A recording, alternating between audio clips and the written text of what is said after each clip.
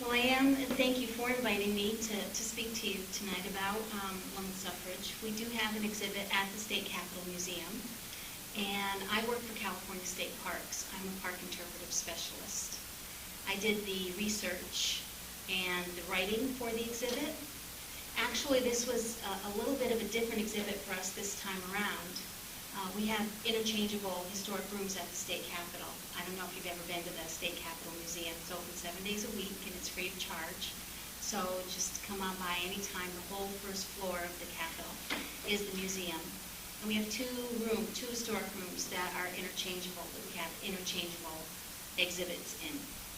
The women's suffrage exhibit actually started at the Sacramento History Museum. And so we worked in partnership with the Sacramento Center for History. They did a lot of the research.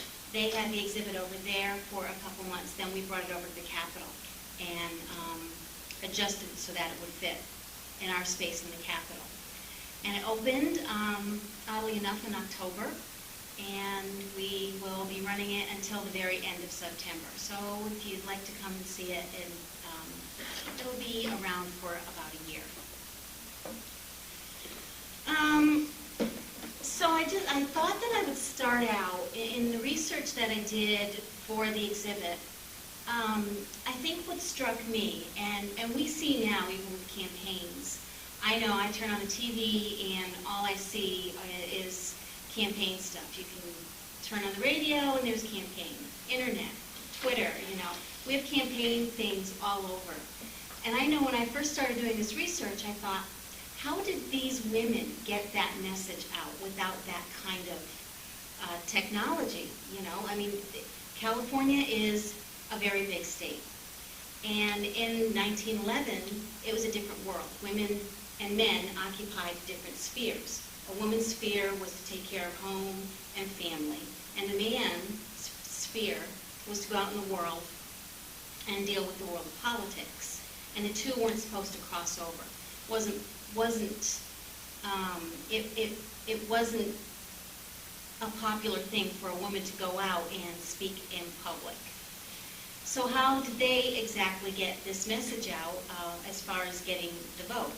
Well, I thought that I would start out by reading you a little story that one of the women wrote. They wrote their story after they got the vote.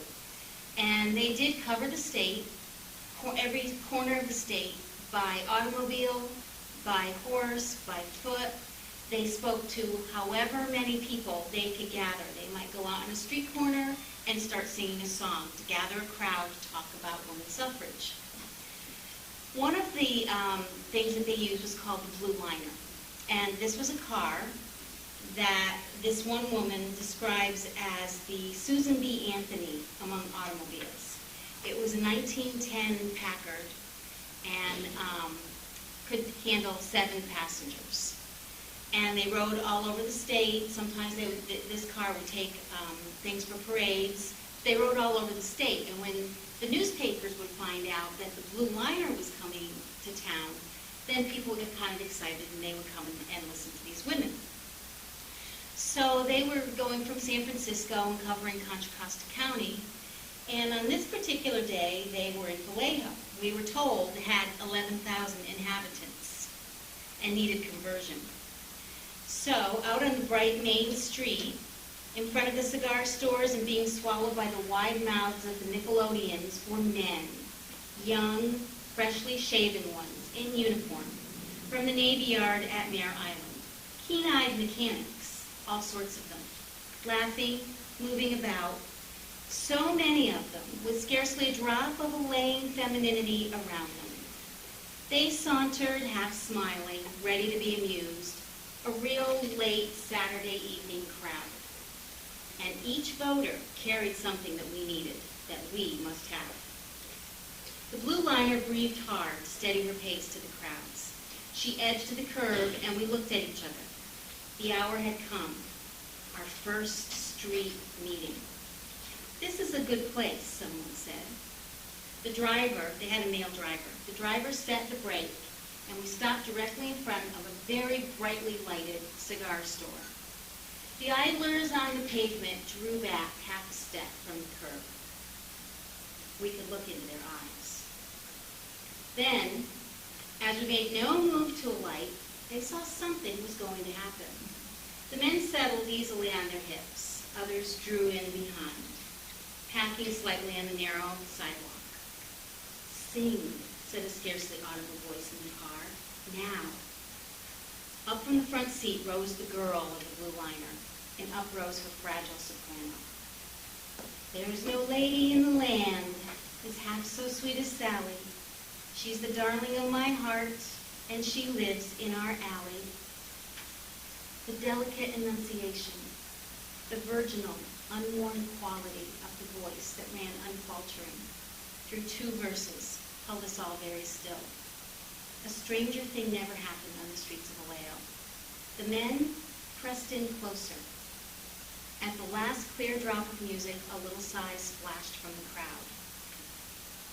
"We come here to ask you a piece of simple justice," boomed the voice of the man of the blue liner. "The women have come to ask it for themselves." Then one of us rose up and spoke. "Will they stone us?" I asked myself. "Will they hoot? Will they only laugh?" I wish I could tell you what they did. It seemed such a dream that I half doubted. They closed in closer. They lifted their faces up to us, listening, and with a look on theirs that a child turns to his mother, of confidence and the will to believe. On the lips of a street lad, the cigarette died out and hung, and on every face the smile faded. One should speak as a god to speak on the street, or as one knowing good and evil. It must have been so when words first came to interpret between man and man. Street speaking is unspeakably difficult, an anguish of misunderstanding beforehand, and an anguish of understanding while it lasts, and afterwards a strange, humbling revelation of the simple sincerity of men. When at last each one in turn had spoken, and the blue liner drew out, leaving the crowd half tottering, for it seemed to have built itself up on all sides around the car, we said to each other in hushed voices, "Isn't it wonderful how they took it? They seemed to understand." And the car drove off. And this is an experience of, they spoke to a group before, and I felt like they didn't make that connection. They drive up to this group of young men, and they felt like they made the connection. And if you notice, she talks about these young men, not as men, but as voters, because that's what the women had to do. They weren't appealing to women. Women couldn't vote. So they had to convince the men in every single town that they went to vote, to allow women to vote. So that's how the campaign, that's part of how the campaign went for the women in 1911. There were actually 2 campaigns for women's suffrage. There was one in 1896, and then the one in 1911, which we know was successful. The 1896 campaign they learned a lot from. Actually, the women in that campaign enlisted the national movement, so Susan B. Anthony did come to California and did work with them, but they made a couple of mistakes in that campaign. Number one was they lost San Francisco. And a lot of people might think that this is unusual because we think of San Francisco as being a liberal city and would probably be the first type of city to back a measure like this. But back then, San Francisco was the population center of California and was over 70% of an immigrant population, with the Germans and Irish being at the top of the immigrant list. The Chinese and Japanese composed about 5% of the immigrant population. So there are a couple things that in not having that vote from San Francisco, thinking of the German and the Irish are closely aligned with the liquor interests, with the beer interests, and women actually learned about campaigning from the temperance movement and the abolition movement. but the temperance movement was very big in California, and so the liquor industry was very much organized against women's suffrage because they thought that the women would, if they got the vote, then they would be closing down all the bars and getting rid of all the liquor interests. So that's one reason that the measure lost in 1896 in San Francisco. And the other reason was that it was a very white, middle-class, Protestant elite movement. And this was one thing that Susan B. Anthony thought that the women should kind of stick to their own, have organizations in parlors, appeal to the elites because they will appeal to other elites, and they completely left out the rest of the population, the working class population. And that's what lost the election for them. So in 1911, they learned their lesson. And they lost San Francisco again, by the way. But it was by a much closer margin. They lost in 1896 by about 27,000 votes. So as I said, the women, wondering who they are, they were white, middle-class Protestant women. They had the time to devote to a campaign, which a lot of the working-class women didn't have. But they did learn how to campaign from the temperance movement, from the abolition movement. Women also, after the 1896 campaign, they joined clubs and they engaged in civic activism.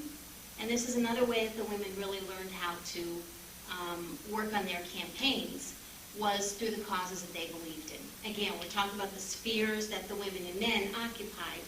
Women were the moral, they looked out for the morals of society. And so some of their causes were for pure food and milk, child labor laws, minimum wage laws, age of consent, property and business rights for married women, 8-hour workdays, and education. So they turned to their clubs and organized for those causes. At the same time, there were also white middle-class Protestant men who were fighting for better government. At this time, government in California was very corrupt and very much dominated by the Southern Pacific Railroad. So there were men that were organizing good government clubs. Their opponents called them the Goo-Goos, good government. And the good government clubs then formed what they called the Lincoln Roosevelt clubs. And in order to get their candidates hired, they had this movement happening within the Republican Party. Sounds a little familiar with what we're dealing with now, with the Tea Party movement within the Republican Party. Well, back then, there was another movement within the Republican Party, but this was the progressives. And in order to get their candidates elected to office, they needed help from the women. And because the women were already organized. They already engaged in letter writing campaigns, petitions for their causes.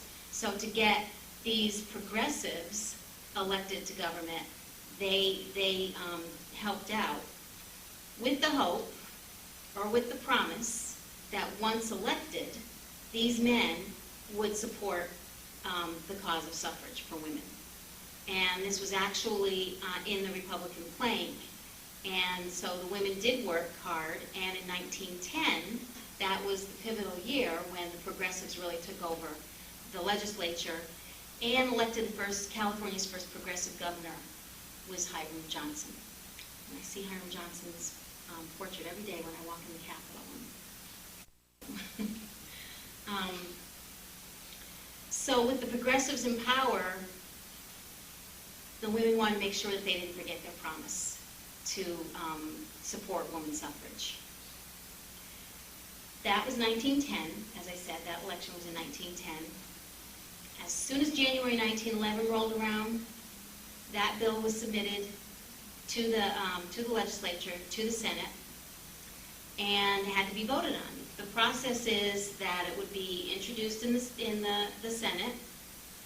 That was in the Senate Judiciary Committee, had to be voted out of committee, voted upon by the Assembly, and then by the full Senate, the Assembly, and then signed by the governor. So they had this huge process, and every year they tried to do this, but it was always voted down. So 1911 was the big year. And the excitement was just tremendous. They had the Senate Judiciary Committee. There were too many people to fit in the committee room. They had to have their hearing in the full Senate chamber. And, you just think about the excitement. And, the galleries were filled, the lobby was filled, the aisles were filled, and the newspaper described it as, the headline was, "The Senate chamber was the scene of the clash of women." That was from the Los Angeles Herald the day after. So what happened was that the pro movement, each side had 50 minutes to plead their case. The pro side brought in 6 speakers, gave them roughly 5 minutes each to cover their argument very logically. And then the opposition had 50 minutes, and they had 1 speaker, and she spoke for 50 minutes. So a lot of the things that I talked about just a few minutes ago that women cared about, education, social welfare, health, those types of things, each woman brought those things up of why women needed the vote. Women would restore moral order to society.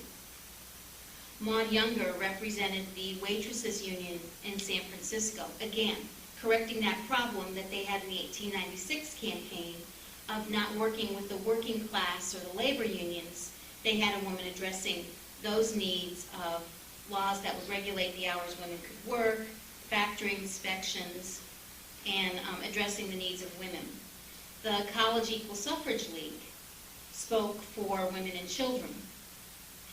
There was a woman that spoke about the teachers of the state. Are you going to say that women who are training your children for citizenship are unworthy of citizenship themselves? Miss Lillian Coffin of the California Equal Suffrage Association reminded the senators of their promise to pass women's suffrage, that it was in the plank of the Republican Party, and that if they were elected, they promised that they would support it. So she was there. And by the way, Hiram Johnson did too, because a lot of the senators wanted to back off on that promise. Once elected, they didn't really want to keep their promises.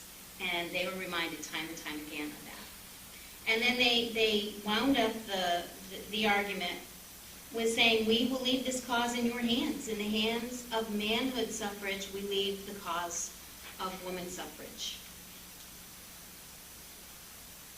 So they laid out a very, very well-thought argument. And I don't know exactly what the woman from the anti-suffrage said.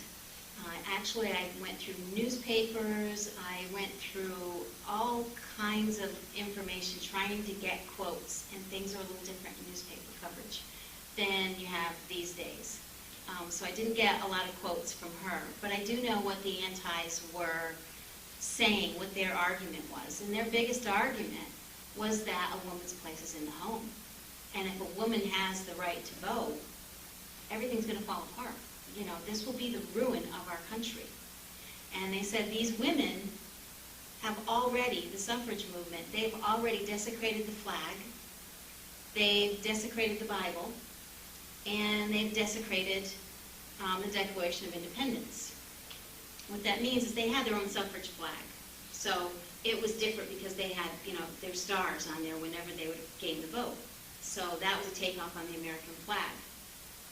On the Bible, Elizabeth Cady Stanton, who was from the national movement, she rewrote the Bible. And this, she took out any words that alluded to any kind of sex or God being a man. And so this didn't go over too well with people back then. And then she also had the Declaration of Sentiments that declared that all men and women are created equal. So that's what they were alluding to in saying that women have already destroyed these things. They're going to destroy our country if they get the vote. Let the women who want to vote, most women don't want to vote, was another one of their arguments. I thought, let's see if I can find it. And some of the publicity and the information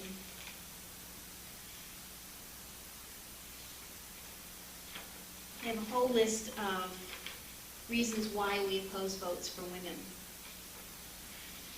And the first one, because man is man and woman is woman. Nature has made their functions different, and no constitutional amendment can make them the same. Let's see.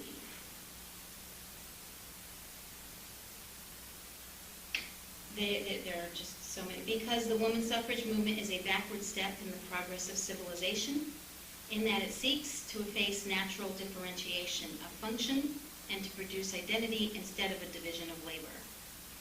And it's the cure-all, because the ballot has not proved a cure-all for existing evils with men, and we find no reason to assume that it would be more effectual with women. They wrote all kinds of things about how men would become more effeminate if women had the vote. So, in other words, they were really afraid of social change. They wanted to maintain the status quo. But after a lot of campaigning, of course, we know that did pass out of the Judiciary Committee, and the Senate passed it, the Assembly passed it, and then the women had 8 short months to mount this campaign in California. So February 2nd, the governor signed the bill, the election, and it had to go out for a referendum to the public to change the state's constitution. There were 23 other amendments of the Constitution in that election as well, which I find astounding, 23. And they all passed but one. And we know some of the more important ones, or the bigger ones, was the referendum, the recall, and the initiative. All passed in this year of the progressives in 1911. So it did pass. They went all over the state. They wrote letters, they sang songs, they had skits, they had plays. The women just did everything possible to get their message out there. It did lose in San Francisco, but did win in Los Angeles. And what was most important in this campaign is that they went out to the rural areas and really spoke to the people in the rural areas, and that's really what pushed it over. Only won by about 3,000 votes, so it was very close. In fact, the day of the election, it was one of those Dewey beats Truman, newspaper moments where the newspaper headline said that women's suffrage had lost. And then the next day, the headlines were, oh, it's really close. And then the third day was, women won the right to vote. The significance of the vote here in California. California was the 6th state to grant women the right to vote, but it was the largest, and it really influenced the rest of the country. Doubled the electoral votes. Washington State had it was the state, they won in 1910, just before California, and then California, and then it was just this movement that moved across the country. And we have this great picture in the exhibits at the Capitol. Our panels are very large. And there's this one picture here called The Awakening. And you can see the western states are leading, the rest of the country. Which is a little unusual because we normally think of the East getting, the East Coast is usually first, and then it comes out west. But in this instance, it was the West that really led the country, and it moved to the east. So there's just a couple of other things that I thought were very interesting. I said that Hiram Johnson was our first progressive governor, and was supportive. Kind of had to be dragged to be supportive of women's suffrage, but he did hold the senators and the assemblymen to their promise to back women's suffrage while he was governor. Well, Hiram Johnson was elected a United States Senator when the 19th Amendment came around. So one of the women that worked on the campaign, her name is Catherine Phillips Edson, and she was writing to Hiram Johnson. He had appointed her to a committee, And Hiram Johnson actually headed up the Suffrage Committee in the United States Senate. And so he wrote her a letter that assured her of his support of the 19th Amendment while he was a senator. And so I just thought that this was this great circle, you know, how everything just came around. He started out in California, and then when it was the 19th Amendment, he was still offering his support. So it was passed in the Congress, the 19th Amendment was passed in Congress in June of 1919. And California did not ratify, because, you know, then it had to go through the state process, and the states each had to ratify the 19th Amendment before it would become the law. And so I thought it was kind of interesting. I would have thought that California probably would have been one of the very first states to ratify, but it didn't happen that way. And Governor Stevens called a special session of the legislature on November 1st of 1919. And it was voted upon unanimously in the California Senate. And I think 2 people voted against the 19th Amendment in the Assembly. And that was more of a protest vote. That, you know, to call a special session was a lot of money. And so it was more of a protest, not that they were really against women's suffrage at that time. So California did, of course, support the 19th Amendment. And then it was eventually passed and became the law of the land.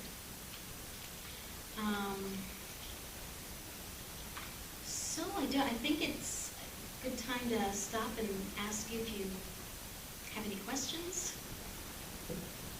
Yeah. I find it really interesting that something that I'd never thought of before was the fact that the Electoral College, your representatives of the Electoral College are dependent almost upon your voters, is it not? How'd that go? Well, and this question has come up quite a bit because a lot of people couldn't understand what the vote did. You know, how could women in California vote for president? You know, how could they do that? But you understand we're voting for electors in the Electoral College, so that's what they were voting for. The states set who could vote. Now, is the Electoral College based on the voters or the population? I'm trying to put this all together. Well, when women got the vote, it was double the number that could vote for electors. So I don't think it was based on population. I think it was just as how many could actually then vote, and then they were influencing the vote. Because then you have popular vote. Interesting. Yeah. See, it always stirs up a whole bunch of stuff that people don't even think about today and accept it. Just like they accepted that only men could vote in turn of the century.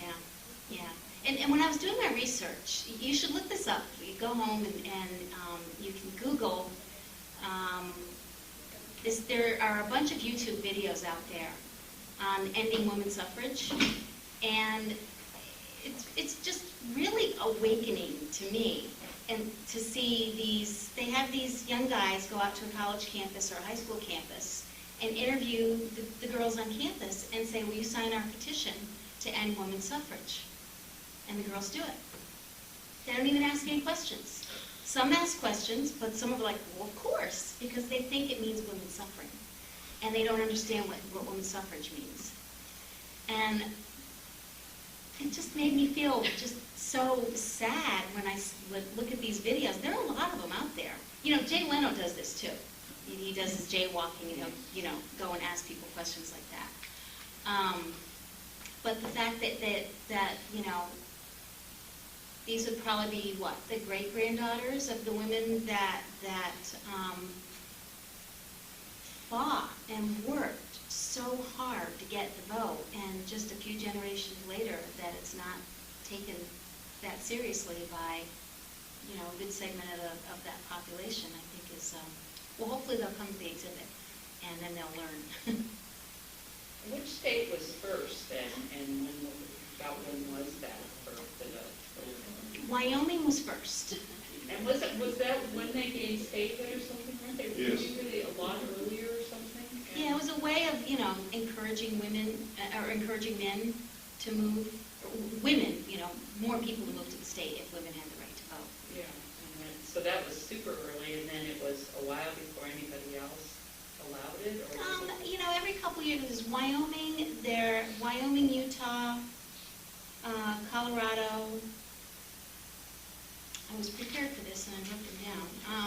But it's interesting, it's all Western too, Yeah. which is really, the movement coming from the West, which is sort of an interesting way of having to recall where the West is progressive and pushing for it. Yeah. So that is an interesting way to go. But then when was, I know that the suffragette movement was really, the big thing in England, and was that about when did they get the right to vote in Great Britain? I don't know exactly when they got the right to vote, but it was very militant in England. Yeah, and it was a huge, you see they even do it in old movies, and, with the suffragettes and being jailed and, having big protests and all, but I'm not sure, is that 1910 or is it later than us? It's later. It's later when they found England, I don't think England gave women the vote till the 20s. But I think Does anybody remember?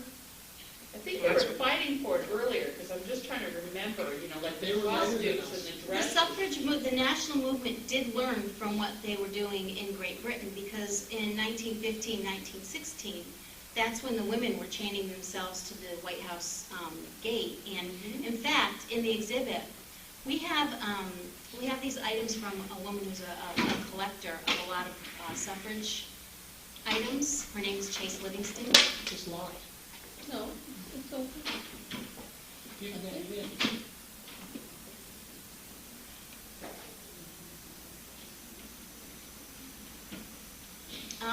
And one of the items, you've probably seen pictures of, Woodrow Wilson was president and he didn't support women's suffrage. And so they picketed outside the White House. That was never done before. Women were the first ones to do it. They had these great big signs, Mr. President, when will you give us liberty? We have that banner in the exhibit from this woman who was a collector. So that's like it's just incredible. And these women were arrested, they were force-fed. If you've seen that movie, there's a movie called Iron-Jawed Angels that really depicts how badly treated the women were treated. Women, just wanting the right to vote. So I would recommend getting that.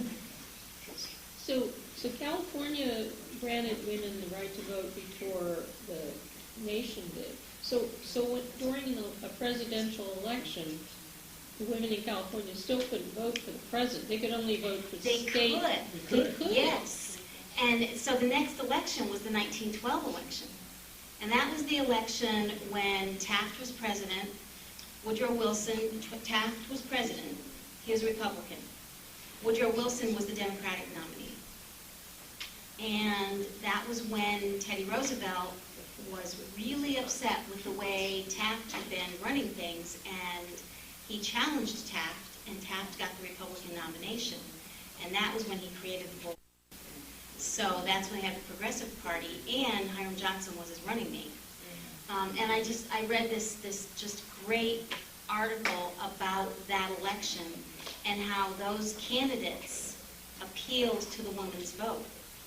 And it surprised me that the women didn't, for the most part, in California they did go for Teddy Roosevelt, for Theodore Roosevelt. But for the most part they really distrusted him because he was kind of this Johnny-come-lately to the cause. He visited California in 1911. He was asked specifically what he thought about women's suffrage, and he said that he was tepid on the subject, and that he believed that a woman's place was in the home. And so as much as women tried to get him to commit and speak out for women's suffrage, he wouldn't do it until he was running for president again, and then a lot of the women felt very betrayed by him and didn't back him. So it is kind of interesting that these presidential candidates did sort of look for the woman's vote. And it made a difference in at least these western states. You said the first one was 18, what was it, 1898? 1896. 1896? What was the driver? In other words, was there another state that was trying to get the women right to vote and things? And then California says, oh, we should try that too, or? Well, some of the other western states did have the right to vote. Women were very organized in the temperance movement and trying to change laws, so I think it was just this whole civic pride. Just carried on. Mhm. Yeah. And then they continued on with that and joined the clubs and got a lot more organized after. You were talking about, was it Governor Stevens? Mhm. That got the special thing. Did they give a reason why the delay of voting for this? He didn't want to, he didn't, in a lot of ways with the suffrage, bringing that on, it was controversial and didn't want it to get in the way of some of the other items that they wanted to cover, so he just wanted to stick to that one cause, and then it wouldn't jeopardize any of his other legislation. In the initiative process, they wanted those, and this was going to muddy the water more. Mhm. Is your exhibit just a little, is it more artifacts? Is it more text? Is it more, do you have paper? Just out of curiosity, is it? It's one room in the Capitol, and we have panels along the side of the room that have a lot of images. I brought some of the images with me today. This was one of the posters. It was a winning poster, and really the whole symbol of the movement. So we have a lot of these images on the panels. We have a lot of objects, a lot of the pins, pennants, sashes. Okay, yeah, see, I like, when it's more artifact driven than necessarily. Than just a lot of words. Than just paper, yeah, and it's something like if I were to take my teenage daughter, would she, enjoy it? She would enjoy it if it were things, but if it's a whole lot of words, maybe not so much, so that's my curiosity. You'll enjoy all of these objects. We also have this little stand where there's one of the candlestick telephones they might have used back then. And you can listen to these oral histories, interviews of the actual suffragists much later in life, but they're being interviewed about their experience. So that's something that the kids really like. Seeing all these objects, like I said, this banner takes up just one wall, so that's really interesting to see. The buttons, the pennants, and the sashes are real interesting too. So we have the form of a woman, wearing one of the white dresses, and then the sash. And then we do have this 60-inch TV that has just these images going of, the California movement and the national movement. And a lot of people have really enjoyed that as well. Thank you very much.